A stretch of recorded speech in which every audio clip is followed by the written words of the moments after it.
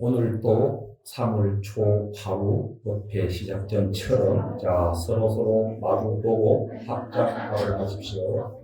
아니 3월 초 하루처럼 한번 잘 들으셔야 돼. 서로 마주 보시고 합장하도록 하십시오. 몸을 돌리세요. 준비되었으면은 쑥스러워하지 마시고, 당신은 존귀한 존재입니다. 당신은 존귀한 존재입니다. 나 또한 존귀한 존재입니다. 나 또한 존귀한 존재입니다. 당신과 나 함께 당신과 나 함께 행복하기를 기원합니다. 행복하기를 기원합니다. 당신은 존귀한 존재입니다. 당신은 존귀한 존재입니다. 나 또한 존귀한 존재입니다. 나 또한 존귀한 존재입니다. 당신과 나 함께 당신과 나 함께 행복하기를 기원합니다. 행복하기를 기원합니다. 당신은 존귀한 존재입니다. 당신은 존귀한 존재입니다. 나 또한 존귀한 존재입니다. 나 또한 존귀한 존재입니다. 당신과 나 함께 당신과 나 함께 행복하기를 기원합니다. 행복하기를 기원합니다. 바로 하도록 하십시오. 어떻게 두 번째 하니까 조금 낫습니까? 이 사바세계는 부처님께서는 인연에 의해서 이루어진 세계라고 말씀하셨습니다. 우리는 이 인연이라는 단어를 참 많이 사용합니다. 사용하면서도 과연 그 인연의 깊은 뜻을 내 삶 속에 얼마만큼 인지하고 살아가는가. 첫째, 우리 생명이 존재하기 위해서 가장 필요한 게 산소와 물입니다. 아마 이 산소와 물이 없으면은 우리는 이 지구상에 생존하기 많이 힘듭니다. 그런데 이 산소를 우리는 아직 돈 주고 사지 않습니다.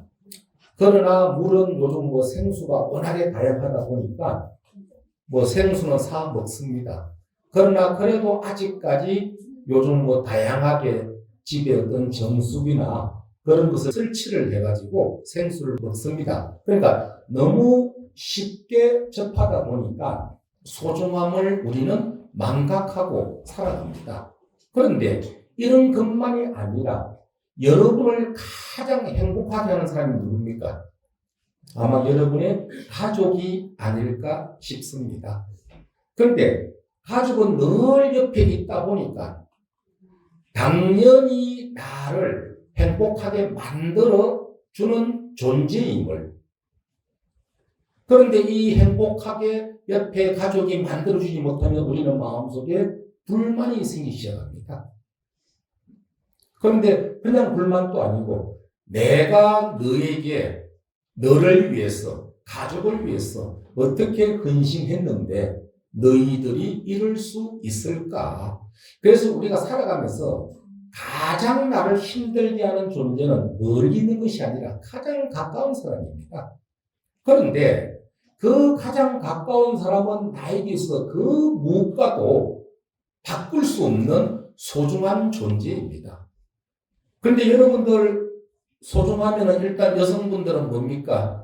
예를 들어가 다이반지겠죠. 다이반지 혹시 끼시고 아무데나 던져 놓습니까? 아마 보석함에다가 혹시라도 누가 슬쩍 할까 싶어가지고 아주 자기만 아는 은밀한 공간에 보관할 겁니다. 그런데 그 다이아몬드는 어떻게 보면 물건입니다. 그러나 그보다 더 소중한 사람은 누구겠습니까? 바로 내 남편, 내 부인, 내 자식, 내 가족입니다. 그런데 우리는 그러한 가족들의 심정적으로는 알지만은 막상 삶 속에 너무 다양한 일들이 있다 보니까 그 소중함을 잃어버립니다. 그래서 우리 옛말에 등잔 밑이 어둡다는 말이 있습니다. 왜? 늘 가까이 하니까. 그래서 우리는 진짜 스스로가 마음속으로 자유롭고 평화롭고 행복하기 위해서는 어떻게? 가족이 먼저 화합하고 행복하고 평화로워야 내가 편안합니다. 그런데 하나의 예를 들어가지고 남편이 출근하는데 출근하기 전에 실컷 싸우고 불편한 마음으로 불안한 마음으로 과연 그 남편이 출근해가지고 회사에 전념할 수 있을까요? 아마 전념하기 힘들 겁니다. 그래서 우리는 설령 내 소중한 이가 나를 조금 불편하게 하더라도 그 불편한 것만 알아차릴 것이 아니라 저 사람은 나에게 이 불편함 말고도 다른 많은 행복을 주는 존재임을 먼저 자각을 하시고 난 다음에 이러이러한 부분이 조금 서운하다. 그러면 우리 바꾸고 변화할 수 있으면 변화하도록 노력합시다. 라고 이야기하는 것과 당신은 이것밖에 안 되는 사람이야. 라고 단정적으로 이야기하는 것은 많은 차이가 있을 겁니다. 그래서 저는 법회 때마다 조금 전에 외웠던 어떻게 보면 이것이 주문입니다. 이런 주문을 통해 가지고 어떻게 보면 우리 해양사 신도님들이면서도 아마 이런 법당 말고 바깥에서 손 마주잡고 아이고 반갑습니다. 어떻게 잘 지내십니까? 라는 말을 해봤지만은 당신은 존귀한 존재입니다. 우리 함께 행복합시다. 아마 이런 말들은 일상생활 속에 많이 못 썼을 겁니다. 그러나 여러분이 이러한 마음을 일으킨 것이 뭐냐? 평등심이요, 자비심입니다.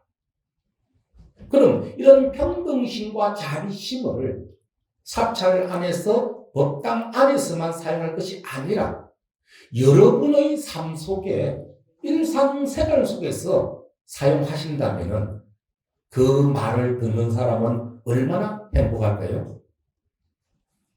아마 여러분 친구들에게도 참 친구야, 너는 참 존귀한 존재야 라고 인정해 주면 어떻습니까? 분명히 행복감을 느끼고 그 말을 들은 친구는 바로 나에게 너도 참 훌륭한 존귀한 존재야. 그래서 우리 늘 화합하고 행복하게 살자라고 얘기할 겁니다. 그냥 뒷말하지 않아도 그냥 자동적으로 이루어지는 겁니다. 그러기 위해서는 무엇을 먼저 했습니까? 먼저 상대를 인정하고 존중을 먼저 했다 이겁니다. 그럼 상대를 먼저 존중하고 인정해 주면은 시비는 어떻게 늘어날까요? 줄어들까요? 줄어듭니다. 그런데 이놈의 자존심이 뭔지 꼭 이것이 문제라. 내가 먼저 해도 될 말들을 우리는 꼭 상대방이 먼저 해주기를 바라는 거야. 그러다 보니까 늘 늦어. 늦다 보니까 마음속에 상대를 존중하고 인정하는 마음보다는 저 기억 저편에 숨어있던 안 좋은 기억들이 톡톡 올라오는 거야. 이런 마음이 자꾸 올라오다 보면 상대를 존중하고 인정하는 마음은 사라지고 상대를 싫어하는 마음이 생기는 거야. 그럼 이런 싫은 마음을 상대가 만드는 것이 아니라 누가 만든다? 내 스스로가 자수하는 거예요. 그냥 자득하는 거예요. 그래서 저도 한 며칠 전에 울산에 이제 아는 스님이 있어가지고 사찰에 이제 행사를 마치고 다 이제 가고 봉사자 한 5분이 이제 모여서 주의 스님하고 이제 차를 같이 한잔했어요. 그 주의 스님 차를 좀 하다가 아이고 아무개 보살님 내가 듣기로는 이사를 하신다고 했는데 이사를 하셨냐고. 그러니까 이 보살님이 그 말을 받자마자 아이고 스님 말도 맛있어 그런 거예요. 아니 왜 무슨 안 좋은 일이 있으세요? 아이고 스님 알다시피 내가 45평에서 63평짜리로 이사하기로 다 아시지 않냐고. 그리고 내가 아들한테까지 우리 언제 이사한다고 했는데 이 남편이란 놈께서 어디 주식에 손을 대가지고 어떻게 보면은 그걸 홀라당 이사 비용을 날렸다 이거야. 그래가지고 스님 제가 저 왼수하고 살아야 될지 너무 걱정스럽다 이거야. 그러면서 그냥 한숨을 푹푹 쉬시는 거야. 그렇더만 이제 옆에 또 한 보살님 있다가 아이고 그래도 보살님은 그래도 좀 낫네요. 왜요? 자기들은 32평에 사는데 식구가 5명이래. 그래서 애들이 좀 크니까 개인방 달라고 난리가 아니래. 그래서 아이들 때문에 너무 힘들다 이래요. 그리고 또 한부사님이 자기는 16평 사는데 너무 행복하대. 그래서 나는 갑자기 웬 신세계? 하고 길을 쫑긋하고 들어보니까 이분이 올해 연세가 62인데 아들을 둘이 있었나 봐. 그래서 애들 결혼 다 시키고는 큰 집에 사니까 일이 너무 많더래. 그래가지고 남편하고 이야기를 해가지고 나도 이제 나이가 점점 들어가니까 청소하기 너무 힘든데 우리 큰 집 필요하냐. 작은 집으로 이사하니까 너무 행복하대. 그래서 저는 이제 그 말을 옆에서 가만히 듣고 우리는 큰 집에 살아야 행복합니까? 작은 집에 살아야 행복합니까? 솔직히 얘기합시다. 큰 집 좋죠. 자, 그런데 부처님께서는 늘 우리로 하여금 올바른 지견, 올바른 정견을 가지라고 했습니다. 그럼 올바른 지견, 올바른 정견은 과연 무엇일까? 자, 조금 전에 이 40몇 평에서 60몇 평 목반보는 너무 힘들다 하는데 그래도 이야기 물어보니까 돈을 다 날리냐 하니까 그게 아니고 기본 집은 한 번도 손 안 대고 이사갈 추가 비용은 날리다. 그러면은 손에 오긴 봤어요. 그러나 완전히 날리는 아니죠. 그러고 아들 하나 뽑은데 이 집이 작습니까? 큽니까? 자, 큽니다. 그런데 이분의 마음은 불행한 이유는 이미 친구들한테 동네방네 자랑을 다 한 거야. 울산에 새롭게 생긴 아주 좋은 그 아파트가 있나 봐. 그러고 또 아들내미도 친구들한테 야 우리 어디 주상복합 거기 가. 그런데 그것이 지금 현 시점에서는 어떻게 됐습니까? 못 가게 생긴 거라. 그러니까 거기에 대한 어떤 마음, 내가 친구들하고 자랑하는 이것이 자존심이 뭉개진 거야. 그런데 여러분 그 자존심 어떻습니까? 하루에도 몇 번 오르락내리락 합니다. 그러나 집안이 완전히 망하지 않고 이사할 비용만 날린 게 천만 다행입니까? 아니면은 아주 잘못된 겁니다. 천만 다행이에요. 그럼 올바른 지경과 정견은 뭐냐? 야, 이게 어디고? 그리고 내 남편이 우리 살던 집 편목까지 해가지고 융자 받아가지고 주식 투자하지 않고 여유 자금으로만 한 게 어딨냐? 이런 생각을 갖는 게 바로 뭐다? 올바른 지혜로운 견해고 바로 보는 정견이라 이겁니다. 그런데 우리는 어떻습니까? 내가 무언가 원하고 주변 사람에게 자랑한 게 이루어지지 않으면 막 화가 나. 그런데 그 화라는 게 영원히 가던가요? 가지 않습니다. 그 순간일 뿐입니다. 그럴 때 우리는 화나는 마음을 잠깐 내려놓고 아예 아무것도 없다는 입장에 생각하면 야 이게 어디고. 그래서 이 행복이라고 하는 것은 기준이 없습니다. 왜 기준이 없느냐? 예를 들어 가지고 뭐 제가 만약에 이제 어디 대학을 나갔다. 그런데 지방 대학을 나와. 그런데 지방 대학 안에서도 보면은 조금 그래도 국립대나 좋은 대학이 있습니다. 그러면은 젊은 친구들은 그 친구를 부러워합니다. 그런데 그 부러워한 친구는 또 서울 대학 다니는 애들도 부러워합니다. 그럼 서울에 다니는 대학 아이들은 또 스카이 대학을 출신들을 또 부러워합니다. 그럼 이 부러워하는 마음을 무엇 때문에 생긴 겁니까? 자꾸 비교하기 때문에.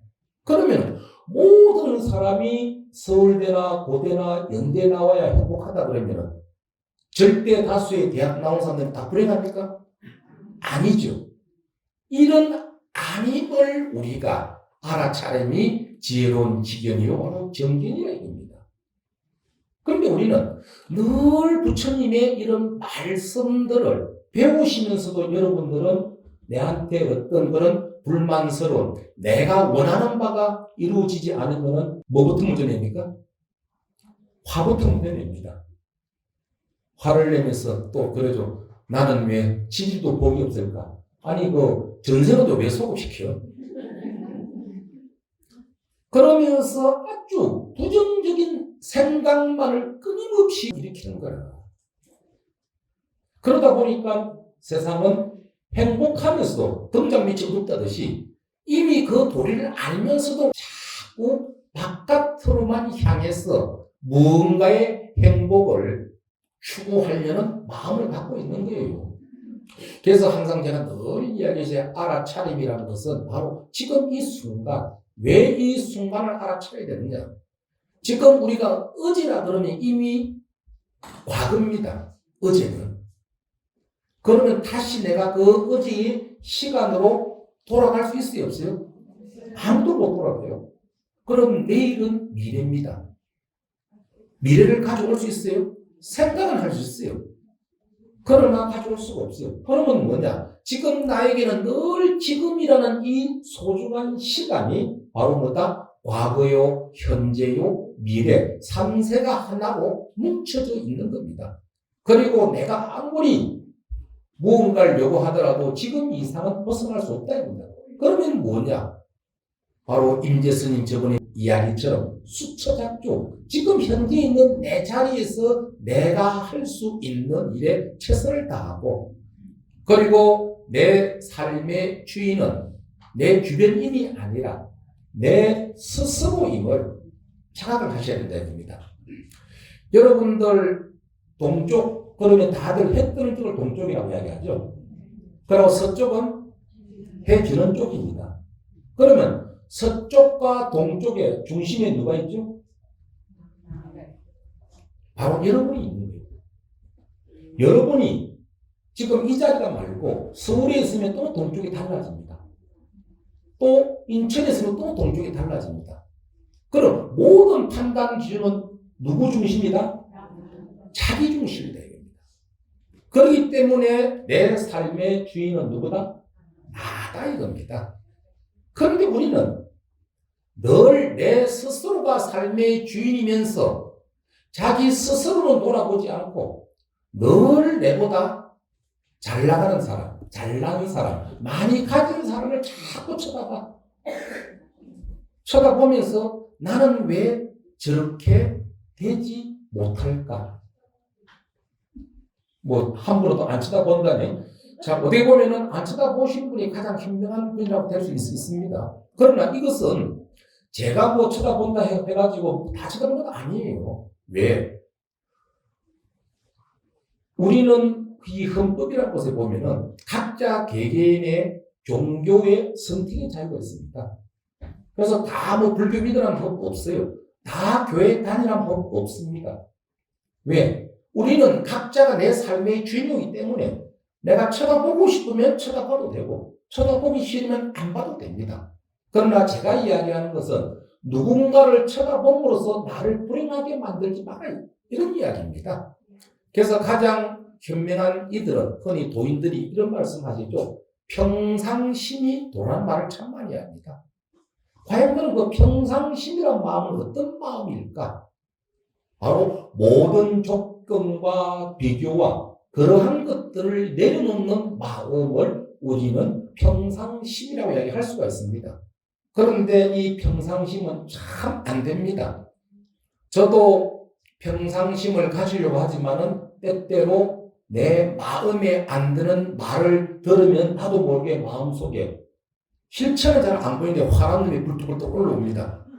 그리고 내 눈에 거슬리는 모습 봐도 나도 모르게 저건 아니지 하는 그런 마음의 고민이 올라옵니다. 그러면 여러분들께서도 듣기 싫은 소리 듣고 보고 싶지 않은 걸 보고 나면은 마음속에 누구나 올라옵니다. 그러나 올라오는 것을 발산해버리면은 늘 좋은 결과보다는 안 좋은 결과가 여러분에게 온다는 것을 여러분은 지금까지 살아오시면서 많은 경험치가 있을 겁니다. 그런데도 불뚝 올라오면은 경험치는 온데간데 없고 일단 먼저 한마디 해야 돼. 그리고 난 다음에 서로 옥신각신하고 난 다음에 집에 와서 고요해지면은 참 그때 한번 참을 때늦은 후회를 할 때가 많습니다. 그러나 여러분만 그런 게 저도 똑같습니다. 그냥. 그러나 우리가 수행이라고 하는 게 뭐냐?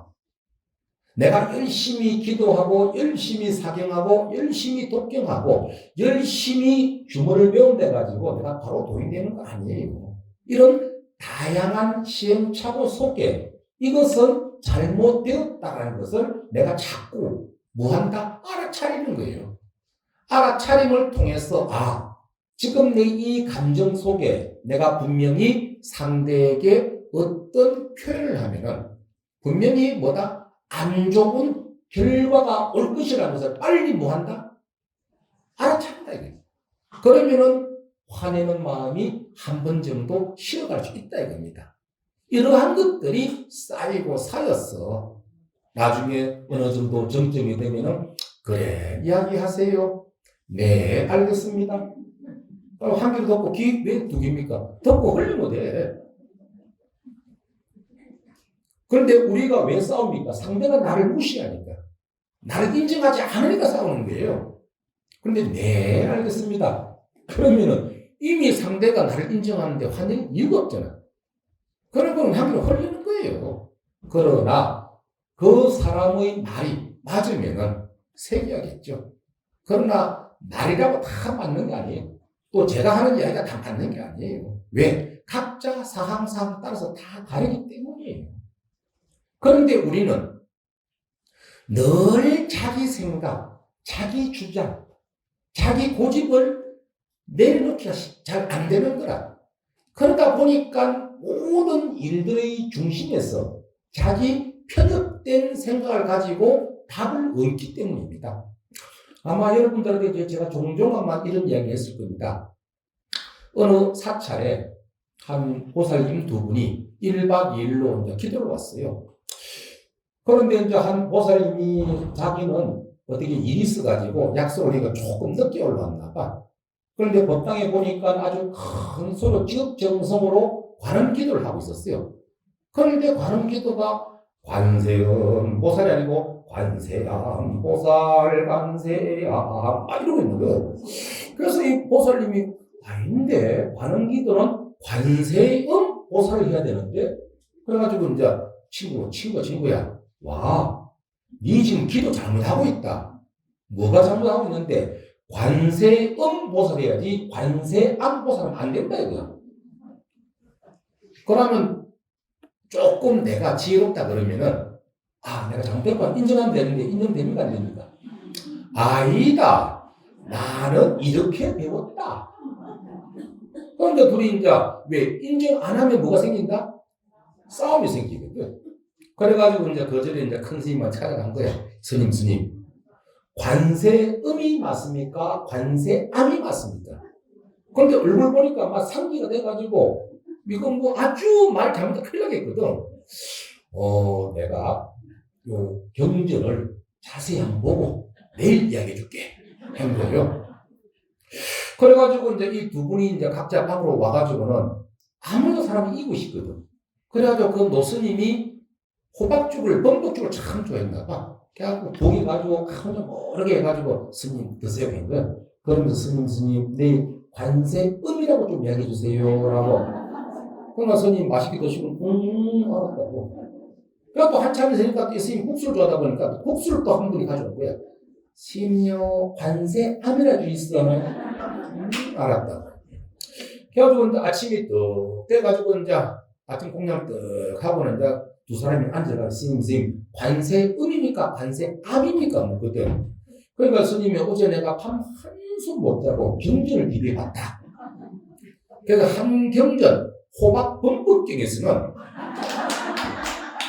관세음이라고 해놨더라. 그래서 나는 관세음인 줄 아는데 또 국수경을 보니까 거기는 관세암으로 되어 있더라. 그럼 둘 다 정답이 정답 아니야?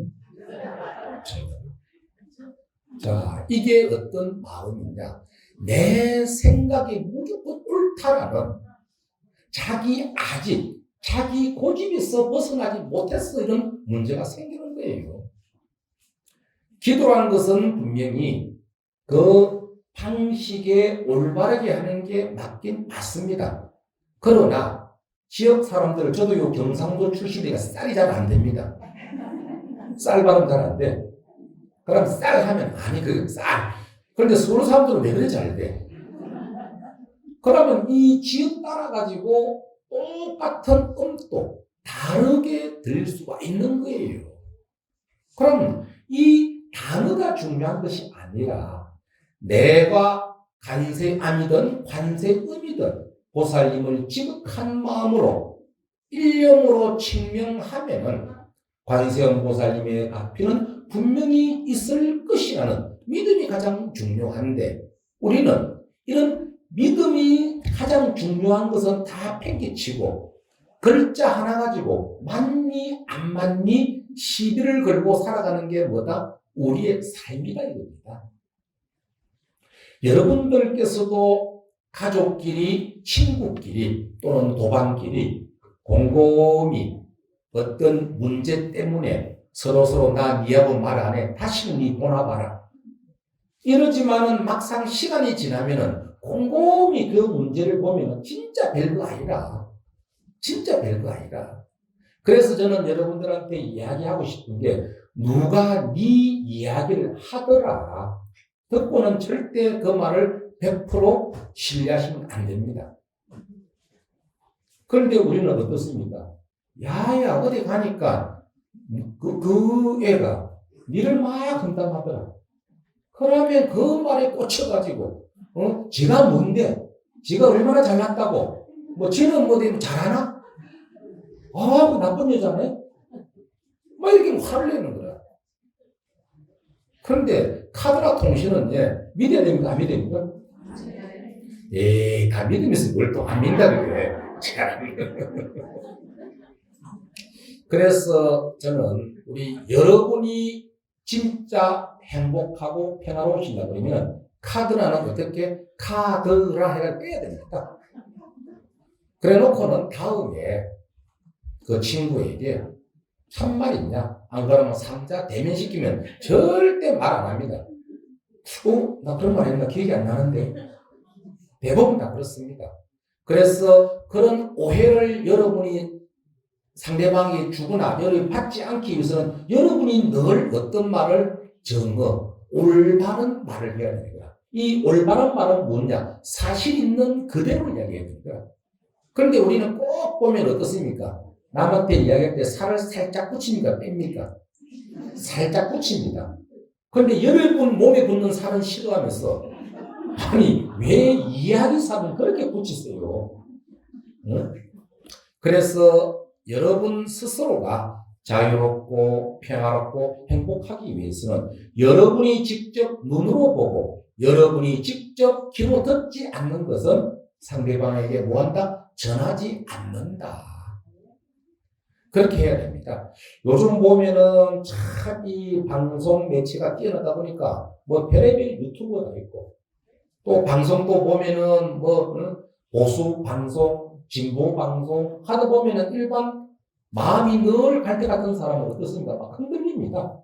이 말 들으면 이 말이 맞는 것 같고 저 말 들으면 저 말이 맞는 것 같고 그럴 때 우리는 좀 더 냉철하게 자기 중심을 잡아가야 됩니다. 그럼 어떻게 자기 중심을 잡아갈 것인가?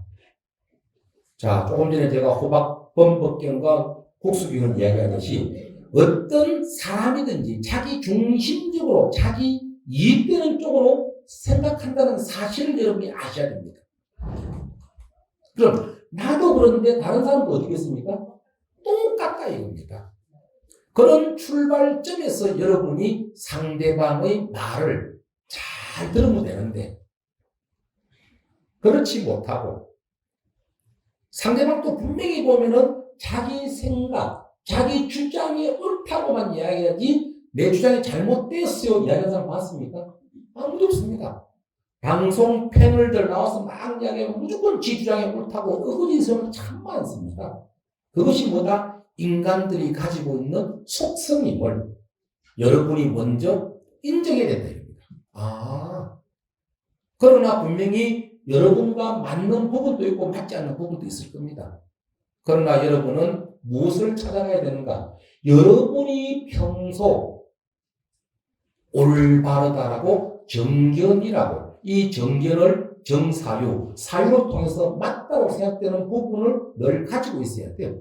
그런데 이런 걸 가지고 없는 분 길을 무슨 길이라고 그럽니까? 팔랑길이라고 그러죠. 이번 이야기하면 이름이 옳게 첫 번째. 그럼 이분 어디 보면 평생 그냥 이 말에 끄달리고 저 말에 끄달릴 밖에 없는 거야. 그러다 보면 진정한 내 삶이 내가 중심인데 내 중심을 놓쳐버리고 살아가는 거야.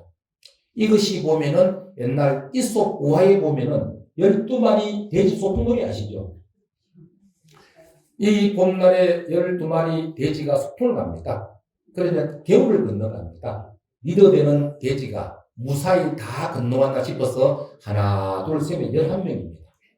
아무리 봐도 12명인데 11명밖에 없어. 그러나 거기서 좀 똑똑하다는 돼지가 에이 대장 안 세웠잖아. 니 나와 세봐라. 또 세 또 이란 말이야. 또 지 안 세. 그래서 우리를 돼지를 보고 미련한 짐승이라 그러죠. 그런데 이 미련하고 지저분한 돼지를 여러분은 어디서 가장 좋아하죠? 꿈에서. 돼지 막 징그럽다면서 꿈속에서는 다들 너무 좋아해요. 그럼 돼지 꿈 다 어디 뛰갑니까? 복근 살아가. 자, 이게 바로 세상이 상반된 것이 존재한다는 사실입니다. 그래서 여기서 우리가 이솝 우화의 이야기는 우리는 삶을 살아가면서 자기가 삶의 주인임을 늘 잊어버리고 주변 사람만 늘 바라보고 주변 사람만 비교하고 주변 사람이 잘됐다 잘못됐다 이러한 시시비비만 가지고 살아가는 거야. 그리고 또 보면은 나의 행복을 내 스스로 내 내면에서 찾지 않고 집이 커야 된다, 자동차가 좋아야 된다, 주변 인연이 좋아야 된다, 내 자식이 성공을 해야 된다. 늘 이런 식으로 바깥을 통해 가지고 나를 행복하기를 원하다 보니까 어떻습니까?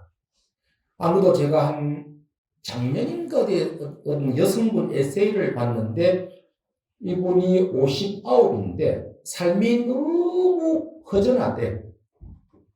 그런데 자기는 이 허전함이 너무 억울하대.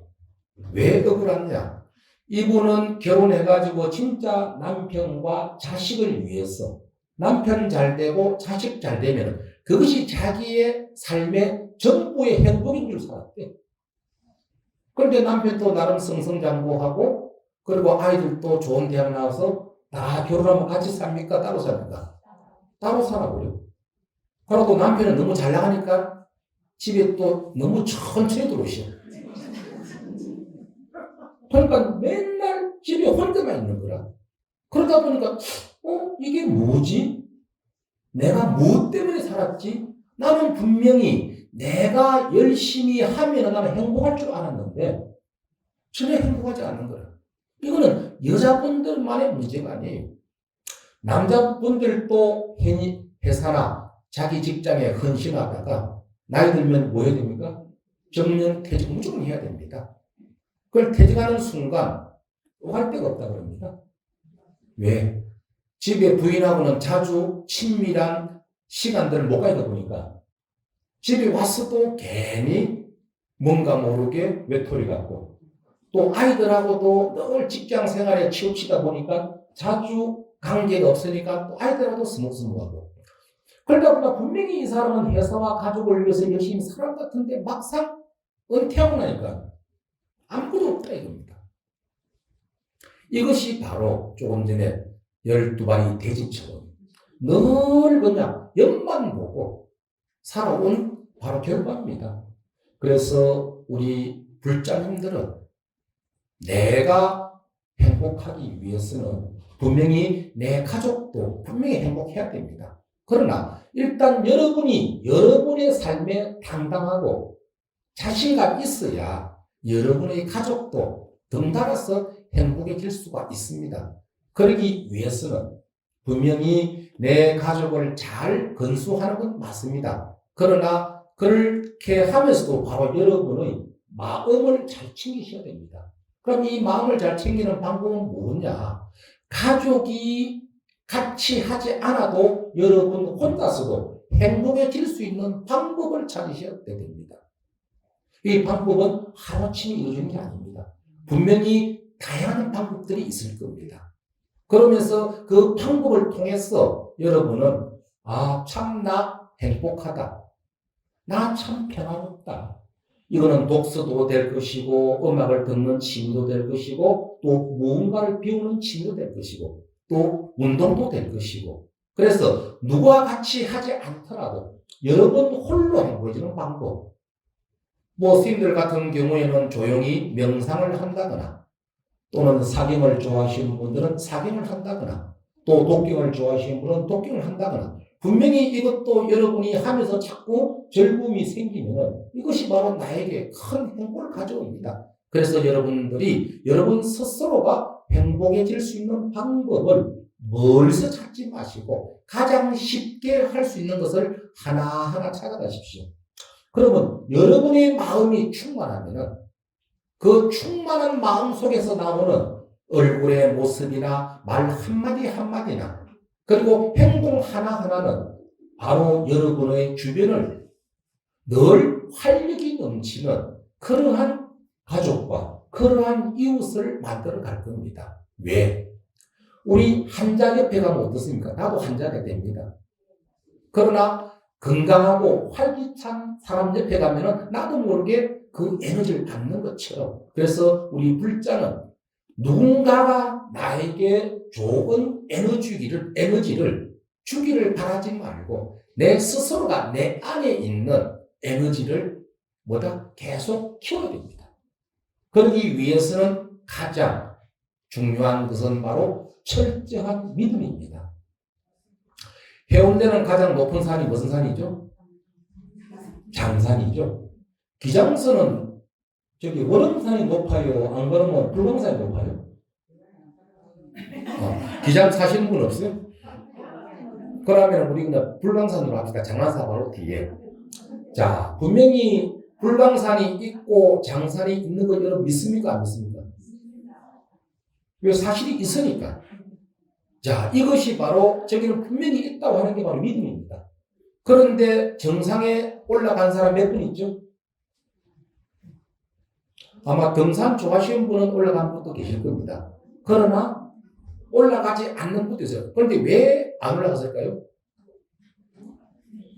실천하지 않았기 때문에. 자, 제가 지금 이야기하고 싶은 요점은 산을 올라가라 그런 말이 아니고 비유를 든 겁니다. 첫째는 우리가 오늘 또 화엄성종, 간성갈 때는 분명히 관음이나 신장님이나 지장이나 이런 보살님에게 지극한 마음으로 내가 일념직명 기도하면은 가피가 있을 것이라는 믿음이 있기 때문에 하는 겁니다. 믿음이 없으면 할 이유가 없죠. 그런데 어떤 이는 가피를 받았다 그러고 어떤 이들은 가피를 못 받았다 그럽니다. 그러면 가피를 받은 사람은 하자마자 받았을까요? 아유, 잘하시네. 그런데 늘 나는 급해. 필요할 때 바로 하면은 우리 슈퍼 가서 돈 주고 물건 사듯이 돼야 되는데 잘 안 돼. 잘 안 되다 보면 내 마음속에 믿음에 대한 강도가 좋아질까요? 점점 더 나빠질까요? 나빠집니다. 그러면 어떤 이는 이게 아닌가 보다고 또 다른 기도로 갈아탑니다. 또 어떤 이는 아이고 내하고 기도를 안 맞나 봐. 아이고 나 안 한다. 그냥 마음 수양이 안 한다. 그 마음 수양도 내가 행복해야 마음 수양이 되지. 내가 불편하면 안 되는 거예요. 그래서 수행을 무엇이라고 이야기를 하느냐. 넘어졌으면은 거기서 멈추지 않고 또 일어서서 끊임없이 앞으로 전진해 나아가는 것을 우리는 뭐란다? 수행이라고 얘기를 합니다.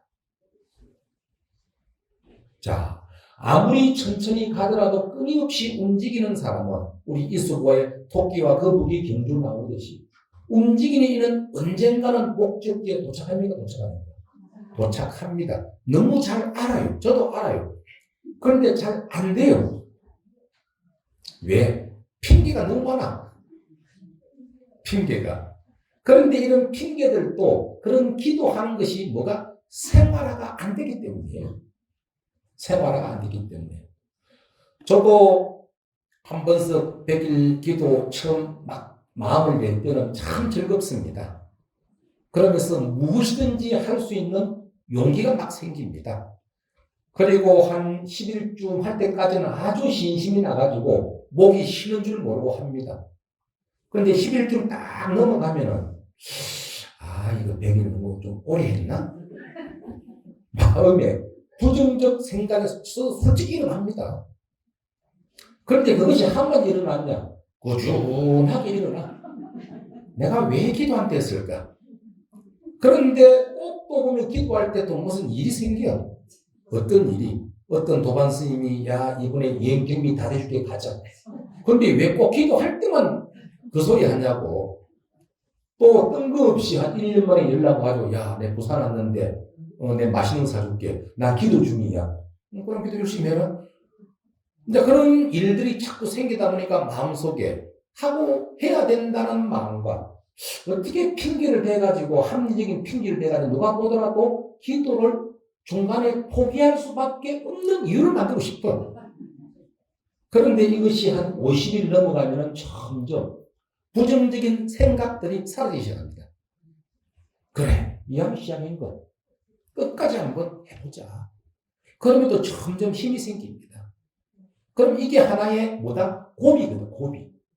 어떤 일이든지 여러분의 삶에도 무수한 고비가 있었을 겁니다. 그러나 여러분은 지금 현재 존재한다는 말은 그러한 고비들을 다 이겨왔기 때문입니다.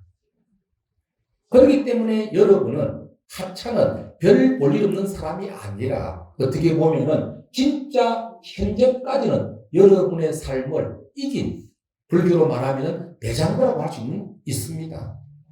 그러면 이때까지 살아온 경험치가 마지막이냐? 아니에요. 저도 그러고 우리 주의스님도 그러고 총무스님도 그러고 우리 회광스님도 그러고 여러분도 그렇습니다. 분명히 이때까지 살아오면서 내가 경험하지 못한 일들이 분명히 나에게 다가올 수 있습니다. 이런 다가오는 것을 두려워할 것이 아니라 여러분들은 그럴 때 나도 이때까지 그 어떤 일을 다 헤쳐왔는데 뭐 못할 게 뭐 있노? 이런 자신감을 가져야 됩니다. 그런 자신감들은 어떻게 키우느냐? 바로 우리 불자들은 기도를 통해서 내 마음을 늘 견고한 마음으로 갖춰야 됩니다.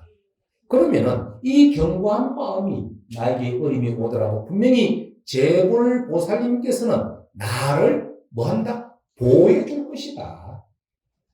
그러므로 이 일 또한 뭐한다? 지나가리라. 그런 마음을 가지시면은 그 문제를 해결할 수 있는 지경이 떠오를 겁니다.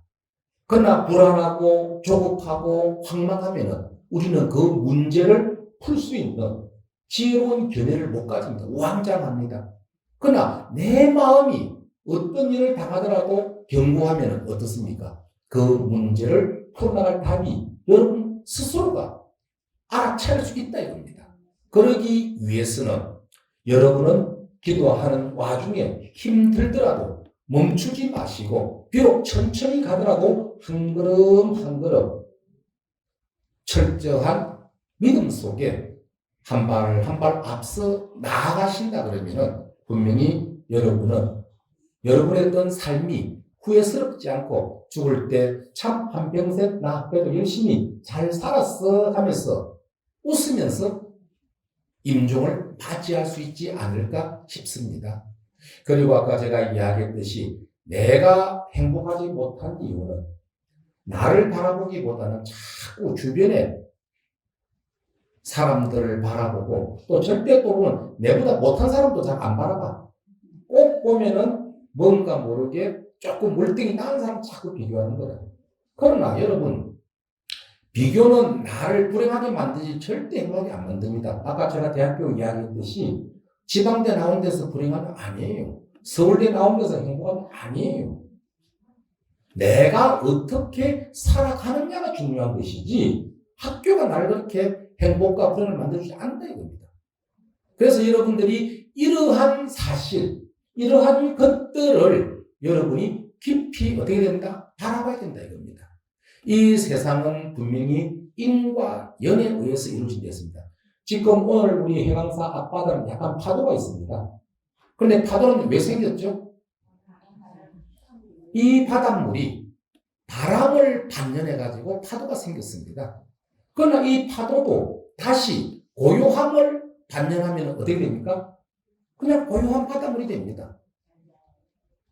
그럼 이것은 파도는 영원성이 있습니까? 영원성이 없습니까? 영원성이 없어요. 어떠한 것에 의해서, 인연에 의해서 뭐가 파도가 생겼을 뿐이에요. 그와 같이 우리의 삶도 다양한 파도가 있기 마련입니다. 그런 파도는 다 어떻게 된다? 내가 고요해지면 저절로 다 사라질 수밖에 없다 이겁니다. 그래서 여러분들께서 제가 처음부터 이야기했듯이 이 인연은 분명히 우리가 이 씨앗이라 하는 것도 밭에 심으면은 흙이 없이는 싹을 못 틔우죠. 그럼 씨앗이 흙을 반전해가지고 싹이 나옵니다. 싹을 움이 올라오면 그걸 씨앗이라 하지 않습니다. 새로운 싹이라고 합니다. 그러면 이게 뭐냐? 씨앗이 없어진 것이 아니고 씨앗이 땅이라는 것을 단련해가지고 삭이라는 것도 새롭게 변화됐다 이겁니다. 변화. 그럼 이 삭은 또 비와 바람과 구름의 영향을 받아서 쑥쑥쑥 성숙된 고추나무가 되든지 뭐 사과나무 다양한 나무로 변화합니다. 그럼 이것은 새로운 것이 생긴 것이 아니라 뭐다? 반면에서 변화됐다 이겁니다. 그럼 이 세상의 모든 것들은 뭐다? 인연이라는 말은 변화한다는 말이니까 변하지 않는단 말입니다. 변화한다는 이야기입니다.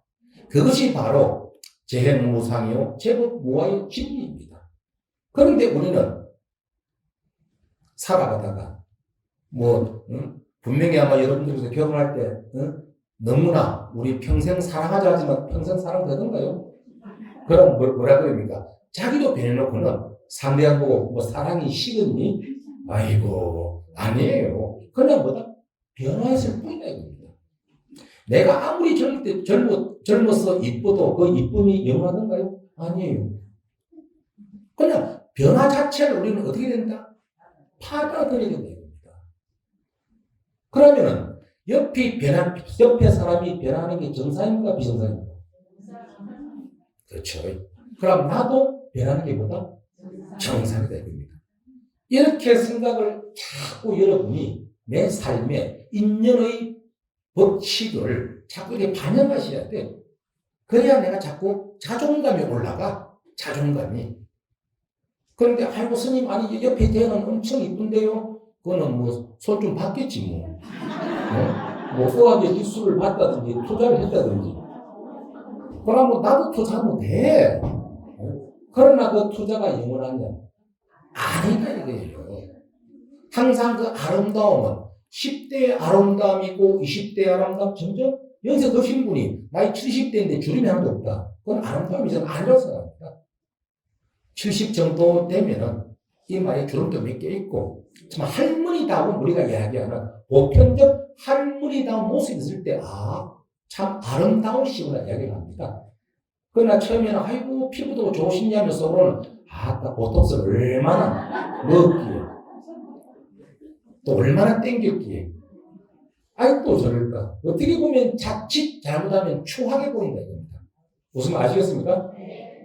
자, 그래서 저는 우리 향사 불자님들이 늘 행복하기를 바랍니다. 그러나 이 행복을 느끼는 사람은 바로 나 자신임을 자각하시고 그리고 내 혼자 행복해질 수 있는 방법을 여러분들께서 찾으시고 그러나 아무리 내가 행복하더라도 내 가족과 내 이웃이 행복하지 않으면 그 행복은 완성된 행복이 아니다. 그래서 나는 늘 마음속으로 자비심을 실천하겠노라. 이것을 통해서 나와 내 가족과 내 이웃이 늘 행복하기를 바라는 마음으로 하루하루 살아가는 우리 향사 불자님들이 되었으면 고맙겠습니다. 감사합니다.